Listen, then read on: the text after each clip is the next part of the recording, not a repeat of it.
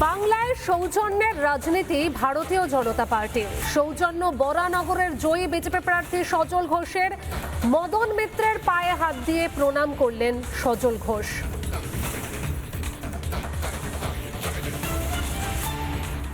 দুজনের মধ্যে কথোপকথনও হয়। কামারহাটে জয়ী তৃণমূল প্রার্থী মদন মিত্র তার পায়ে হাত দিয়ে প্রণাম করেন বরানগরের জয়ী বিজেপি প্রার্থী সজল ঘোষ।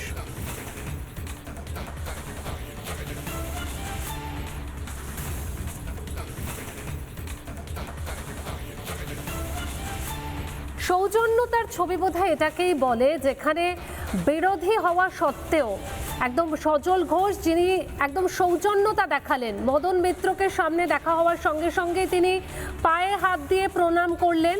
এক সৌজন্যের ছবি দেখা গেল। ঠিক কি বলেছেন মদন মিত্র শুনবো। আমি জিতলে যেমন আমাকে কেউ কংগ্রাচুলেট করলে আমার ভালো লাগবে, তেমনি অন্য কেউ জিতলেও গণতন্ত্র তো এটাই নিয়ম। দেখা হলো সজলের সঙ্গে, ও যাচ্ছে ভালো, ও আমার, তাছাড়া ওর বাবা আমার বন্ধু ছিল, সেই হিসেবে তো আমি বলতেই পারি। এটাই কি রাজনীতির সৌজন্য, মানে এসে প্রণাম সারা? হ্যাঁ, সজল প্রণাম করলো, তা আমি কি ওকে তুলে একটা চড় মারবো? ওকে তুলে আমি না যদি ভালোই বলবো।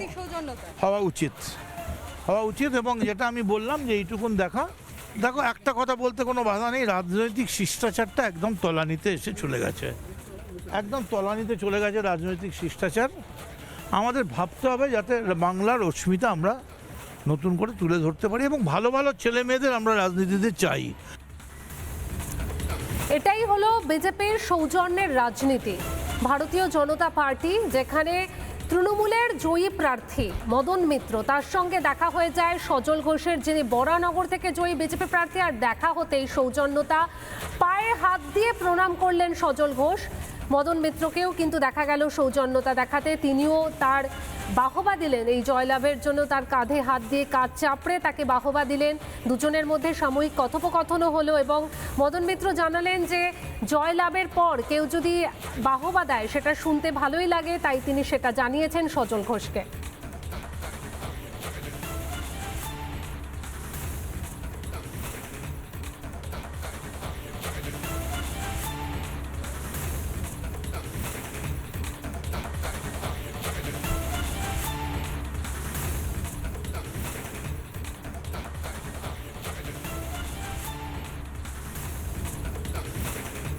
নানা ধরনের কন্টেন্ট দেখার জন্য লাইক করুন, শেয়ার করুন আমাদের ফেসবুক পেজ, সাবস্ক্রাইব করুন আমাদের ইউটিউব চ্যানেল। পাশাপাশি অন্যান্য ব্রেকিং নিউজের জন্য অবশ্যই চোখ রাখুন রিপাবলিক বাংলায়।